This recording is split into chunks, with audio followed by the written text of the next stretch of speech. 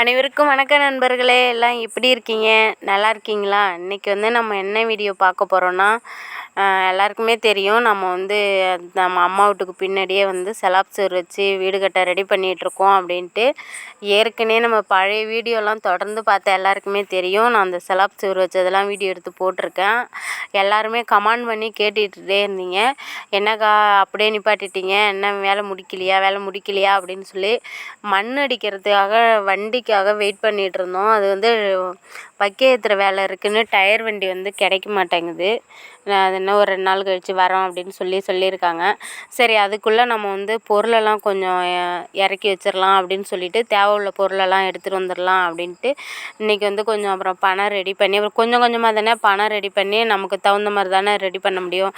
அதனால் அப்புறம் இன்றைக்கி கொஞ்சம் பணம் ரெடி பண்ணி தம்பியும் தங்கச்சி வீட்டுக்காரரும் இன்றைக்கி ஜெயங்கொண்டம் போய் ஜாமான்லாம் கொஞ்சம் எடுத்துகிட்டு வந்திருக்காங்க. அது என்னென்ன ஜாமான்னா, செங்கல், செலாப்பு, அப்புறம் சிமெண்ட் அருகால். நம்ம மர அருகால்லாம் போடலை. நம்ம நல்ல நிலமைக்கு வளர்ந்து நல்ல வீடாக கட்டினோம்னா அப்போ மர அருகால் போட்டு நல்லபடியாக கட்டிக்கலாம். இப்போ இந்த வீட்டுக்கு சிமெண்ட் அருகால் தான் போட்டாகணும். அதனால் சிமெண்ட் அருகாலும் எல்லாமே ஏற்ற போயிருந்தாங்க. அதை பற்றி தான் வீடியோ போட போகிறேன். எல்லாருமே ஃபுல்லாக பாருங்கள். இந்த பொருள்லாம் என்ன ரேட்டு, உங்கள் ஊரில் என்ன ரேட்டு, எங்கள் ஊரில் என்ன ரேட்டு, அதுக்கு என்ன வித்தியாசம், அதெல்லாம் மறக்காமல் கமெண்ட் பண்ணுங்க. அப்போ தான் இங்கே என்ன நடக்குதுன்னு உங்களுக்கு தெரியும். சரி வாங்க. எல்லா ஜாமானுமே ஏற்றிட்டு வந்துட்டாங்க. அது ஏற்றிட்டு எங்கள் வீட்டுக்கு பின்னாடி தான் நான் கட்டுறது. ஆனால் அந்த டாட்டாசி அது உள்ற வரல. அது இடையில நிறைய இடையூறுகள் இருக்குது. அதனால் பாதி வழியிலே வீட்டு ஓரமாகவே நிப்பாட்டியாச்சு. இப்போ இது அம்மா வீட்டு வீடு தான். அம்மா வீட்டு வீடு பின்பக்கம் செவுத்துக்கு பின்னாடி அடுக்கி வைக்கிறோம். செங்கல் ஒரு கல் 8 ரூபாயாம். ஒரு கல் 8 ரூபாயா நண்பர்களே. உங்கள் ஊரில் செங்கலோட விலை என்னன்னு மறக்காமல் கமெண்டில் சொல்லுங்கள். ஒரு செங்கல் 8 ரூபாயாம். அதிலே நிறைய கல் உடஞ்சி இருந்துச்சு ஏற்றிட்டு வர்றதுக்குள்ளே. அங்கே ஏற்றும் போது முழுசாக தான் இருந்துச்சான். ஆனால் வர வழியில் உடஞ்சிருச்சு. ஒரு 8 கல் போல் உடஞ்சிச்சு. செங்கல் மொத்தம் என் தம்பி எண்ணிகிட்டு இருக்கான், கல் கரெக்டாக இருக்கா என்ன அப்படின்ட்டு. அப்புறம் செலாப்பு வேறு எடுத்துகிட்டு வந்திருக்கோம். செங்கல் இறக்கணும். அப்புறம் அவன் எண்ணி வைக்கிறேன்னு சொல்லி 2 எடுங்கன்னு சொல்லிட்டான். தங்கச்சி வீட்டுக்காரர் தான் எடுத்து டக்கு டக்குன்னு தூக்கி அவன்கிட்ட கிடாசிட்டு இருந்தார். நான் என்னால் என் கை ஏற்கனவே ரத்தக்கட்டு சுளுக்கு ஒழிச்சிட்டு வந்தேன்னு உங்கள் எல்லாருக்குமே தெரியும். என்னால் சரியாக அந்த கையால் தூக்க முடியல. அதனால பொறுமையாக தான் எடுத்துகிட்டு வந்து கொடுத்தேன் 2. அது அப்புறம் எப்படியோ பொறுமையாக எல்லாத்தையும் எடுத்து செங்கல்ல இறக்கியாச்சு. அடுத்து இந்த செலாப்பு இருக்குது. அது 7 செலாப்பு வாங்கியிருக்கேன் நண்பர்களே. ஒரு செலாப்பு அடுப்பு கட்டுற மாதிரி பெருசாக இருக்குது. ஒரு செலாப்பு அடுப்பு கட்டுற மாதிரி பெருசாக இருக்குது. மிச்சம் 6ம் அந்த அடுப்புக்கிட்ட சமையல் பொருள் வச்சுக்கிற மாதிரி 3ம், அது இல்லாத ஒரு இடத்துல 3ம் கட்டுறது. அதாவது அந்த இன்னொரு இடத்துல இருந்து நம்ம என்னோடய பாத்திரத்தெல்லாம் பொறுக்கி அடுக்கிட்டாலும், இல்லை துணிமணி ஏதோ ஒன்று வச்சுக்கிட்டாலும் 3 செலாப்பு. அந்த சமையல் கட்டுகிட்ட கட்டுறது 3, அது இல்லாத ஒரு 3, அது ஒரு 3 3 6.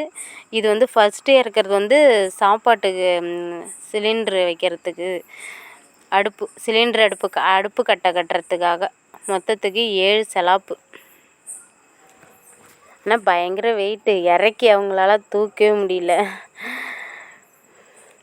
அவள் கொண்டு அந்த செங்கல் ஓரமாகவே சாய்ச்சி வச்சாச்சு. மொத்தம் இது எல்லாம் சேர்த்து இன்றைக்கி ஒரு 6000 சொச்சம் ரூபான்னு நினைக்கிறேன். ஆமாம், 6000 சொச்சமும். அந்த 450 ரூபாயும் டாடா ஏசிக்கு வேறு வாடகை. ஜெயங்கொண்டத்தையும் எங்கள் வீட்டுக்கும் 3 கிலோமீட்டர் தான். அதுக்கு 450 ரூபா. லோக்கல் சவாரி 300 ரூபாயா இருந்துச்சு. அது எவ்வளோ கேட்டு பார்த்தோம், அவங்க ஒத்துக்கலை. அதெல்லாம் அந்த காலம் அதெல்லாம் 3 வருஷத்துக்கு முன்னாடி 2 வருஷத்துக்கு முன்னாடி அப்படின்னு சொல்லி 450 ரூபான்னு சொல்லிட்டாங்க. எல்லாத்தையும் ஒரு வழியாக இறக்கியாச்சு. அதெல்லாம் என்னால் இறக்க முடியல, பயங்கர வெயிட்டு. அதனால அவங்களே இறக்கி வச்சுட்டாங்க. தோத்தே இருக்குது பாருங்கள் அருகால். அடுத்து அருகால் அவுத்து எடுக்கிறாங்க. கொஞ்சம் கொஞ்சம் பொருளாக எல்லாத்தையும் சேர்த்தாச்சு. இனிமேல் மண் அடிக்கணும். நாளைக்கு நாளான்னைக்கு டயர் வண்டி வந்துடும். மண் அடிக்கிற வேலை அடுத்து. மண் அடிக்கணும். அப்புறம் மேலே வந்து கம்பி இறக்கணும், சீட்டு இறக்கணும். அது இறக்கி அப்புறம் அடுத்த வேலை அது ஆரம்பிக்கணும். அது அருகால் வந்து இங்கே வழியில் வச்சா தடுக்கிட்டு அப்புறம் தோட்டத்துக்கு இங்கே மாடு பிடிச்சிட்டு வரும்போது போகும்போது இடைஞ்சலாக இருக்கும் அப்படின்ட்டு ஒரு வழியாக அங்கே எனக்கு செலாப் சோறு போட்டிருக்காங்கல்ல அதிலே ஒரு உரம் கொண்டு சாய்ச்சி வச்சிடலான்ட்டு அப்புறம் தோட்டத்துக்கு பின்பக்கம் தூக்கிட்டு போயிட்டாங்க. எப்படியோ கொஞ்சம் கொஞ்சமாக காக்கா கூடு கட்டினா எப்படி அங்கங்கேயும் போய் ஒரு ஒரு குச்சா எடுத்தாந்து கூடு கட்டி ஒரு கூடை ஆக்கிடும் பாரு, அது மாதிரி நானும் ஒரு ஒரு பொருளாக சேகரிச்சிட்ருக்கேன். எப்படியாவது ஒரு வீடை ஆக்கிடலான்ட்டு பார்ப்போம் கடவுள் என்ன வழி விட்றாருன்னு. உங்கள் ஊரில் இதோட ரேட்லாம் என்ன அப்படின்ட்டு மறக்காமல் கமெண்டில் சொல்லுங்கள் நண்பர்களே. இந்த வீடியோ பிடிச்சிருந்தா லைக் பண்ணுங்கள், ஷேர் பண்ணுங்கள். மறக்காமல் விஜய் சன் ஆஃப் பண்ணிதா யூடியூப் சேனலை சப்ஸ்கிரைப் பண்ணுங்கள். வீடியோ எல்லாத்தையும் பாருங்கள் நண்பர்களே, பார்த்து சப்போர்ட் பண்ணுங்கள். தூக்கவே முடியல, என் தம்பியால் திணறிட்டு கிடக்குறான். இதான் நம்ம வீட்டுக்கு பின்பக்கம், அப்படியே அதில் சாய்ச்சி வச்சுக்கலாம்.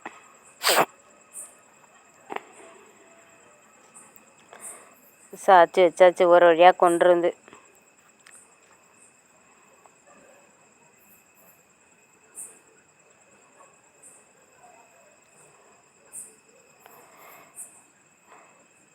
ஒரு வழியாக கொண்டு வந்து சாய்ச்சி வச்சாச்சு.